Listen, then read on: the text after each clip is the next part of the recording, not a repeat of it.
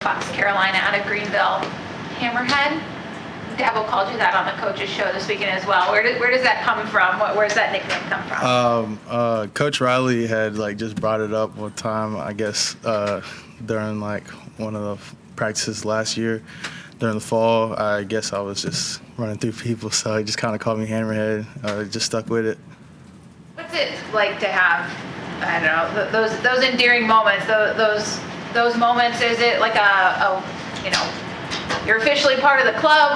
What's it like to receive a name like that, and then to have people so passionately and lovingly refer to you as it? Yeah, I think to have it have your coaches give you a nickname, that means you're obviously doing something right and just kind of standing out.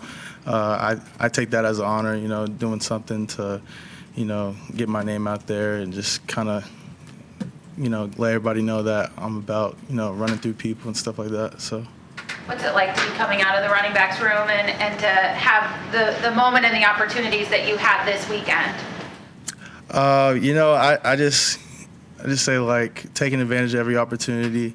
Just whenever my name's called, I'm always ready. That's what Coach Spiller always tells us, just always be ready, because, you're always one ankle away from having to play from maybe one snap to maybe 20, 30 snaps. So that's just kind of how I take it every game. Does the body feel different today or this week? Yeah, definitely. It definitely feels different.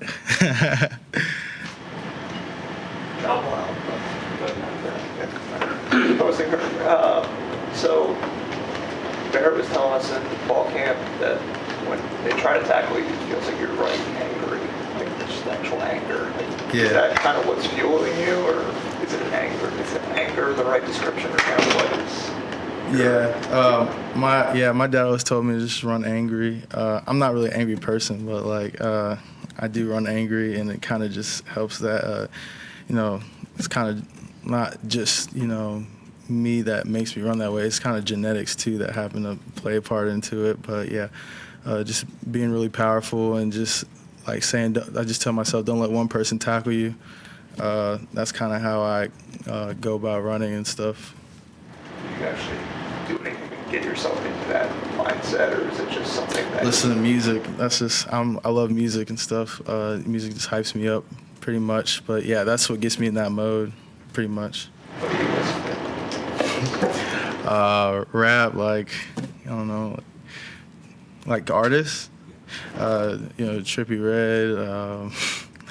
I listen to Trippie Redd stuff. That's pretty much all that hypes me up, stuff like that.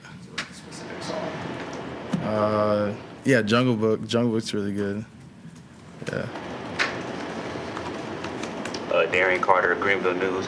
You mentioned that you're kind of not an angry person, but you run on the field angry. I guess Phil Mafah kind of has that similar description. How much have you learned from him so far through your time here at Clemson? Yeah, for sure. Phil is a peaceful person, really nice guy. But yeah, he does run angry, and you can tell his whole attitude switches when he gets on that field. It means business to him. And just learning from Phil, just watching him, his mannerisms, how he is on the field, I kind of try to take a part of that and use that on the field as well. He's an inspiration to me. I just look up to him. So being knowing that I'm behind him as that other power back, just kind of take that after him. You scored your first rushing touchdown of your career against Wake Forest, I guess. Can you walk us through the play and just how special was it to get in the end zone? Yeah, a pistol formation, just inside zone. I'm just thinking don't get tackled by one person. So I'm just okay, if I gotta run through three people, I just saw the hole and there's three people right there. So I'm just always, and my mentality when I'm running, I never want to go backwards. I never want to fall backwards. I always want to fall forward, and that's just how I run pretty much. You say don't let one person take you down. There were multiple plays on that drive where you took three people with you for several more yards. Yeah. Are you aware when they're on what? Can you take us into that moment and what that's like, and then maybe what it's like then to see it on film and see what you actually did? Yeah, I'm always aware, like, around my surroundings. I only, like, run through people if somebody's in front of me. I'm not going to just try to, like, run to somebody to the side or something. But, like, yeah, I get that people try to go low on me and stuff, but I'm pretty short. So, like, I just kind of go lower than them and just use my power. I have pretty strong legs, so I just, like, drive through people and know that, like, if they're going to tackle me, they're going to go fall backwards, pretty much. You say strong legs. Like, do you have like a weight that you like press, or that you know, like Squat. any of those stats that your squat? I don't know my max squat, but I squatted 605 twice, so I don't know what exactly is like. Kind of strong. Yeah. Katrina Sackett from Clemson Insider.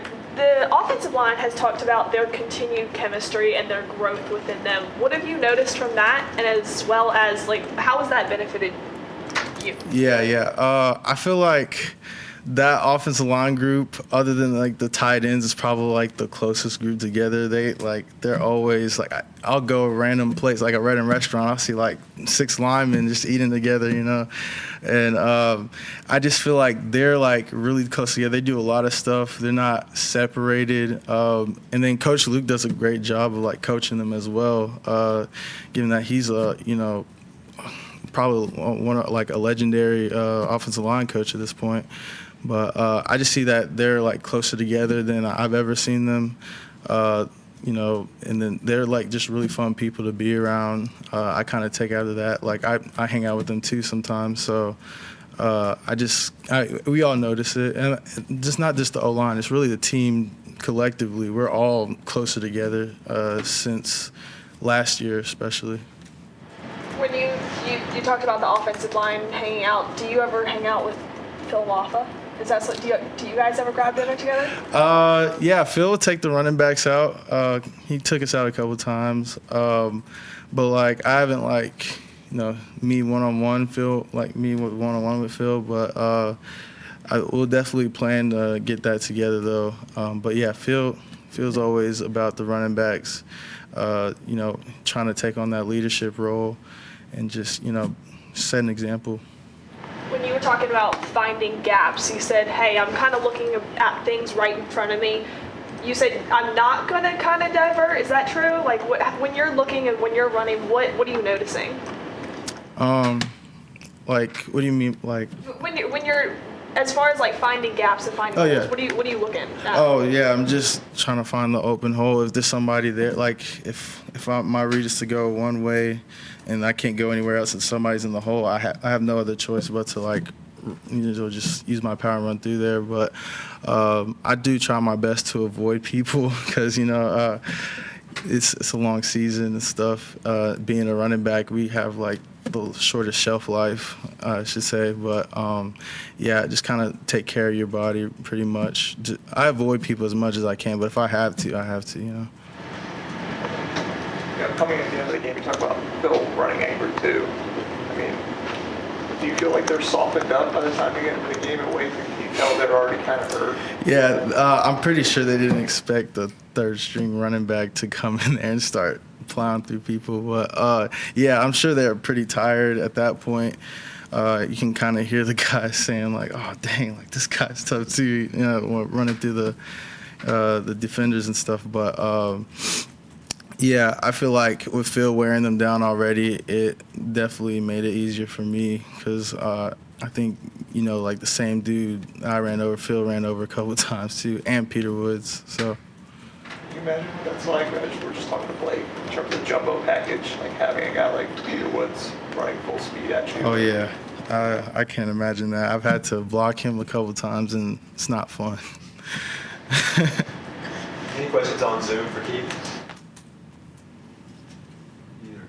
I wanted to talk about CJ Spiller a little bit, going to the Ring of Honor this weekend. Just you have this awesome opportunity learning from him directly. Can you maybe explain to us who he is, like when you guys are in that quarterback's room and the impact that he's all had on you already? Yeah, Coach Spiller is just a calm dude. He's not gonna really like. I mean, he can be intense when he needs to be intense, but like he's just really chill coach. He's just, from him having a running back perspective, it kind of just helps us understand a lot better. And he coaches us really well. He tells us what he would do in the situation, and then he knows our strengths and weaknesses. So he kind of applies that to how he teaches us as well. Have you watched any of his old college clips? Most definitely. I used to play as him on Madden when I was like, I think I was like, I want to say I was like 10 years old, 8 or 10 years old or something like that. And I was actually in Clemson. My dad had took me to a game, and they had like an Xbox at Neary, and I was playing with the Bills, and it was CJ Spiller, and I didn't know who he was at that time, I'm not gonna lie, but I was like, yeah, this guy's good. So, and then I just became a fan ever since then. Ironically, he's my coach now. So. How crazy is that? Just that idea, and what's it? You know, they always say like don't meet your heroes, but I feel like CJ's maybe one of those guys. Dabo describes him as like a guy who's like meant to be a Clemson Tiger. Just to meet somebody like that, and to then to be learning from somebody like that. What's that experience like for you? Just the kind of person Coach Spiller is. He's relatable. He's fun. He's he's caring. He's a spiritual person. He reads verses to us every day before practice. Just a charismatic guy. Everybody loves him. He's just a great person to be around, and just to have that as your coach and him to be like in the position that he was and still is, like that's an honor to like have him as a coach. And I can tell people, I can tell my children, my grandchildren, like, hey, I was coached by this guy. So it's pretty cool. He's like Dabo's first for a whole bunch of stuff, from like first 5-star, like all these different things. Has he gushed on him at all this week, or have you guys gotten into any of that?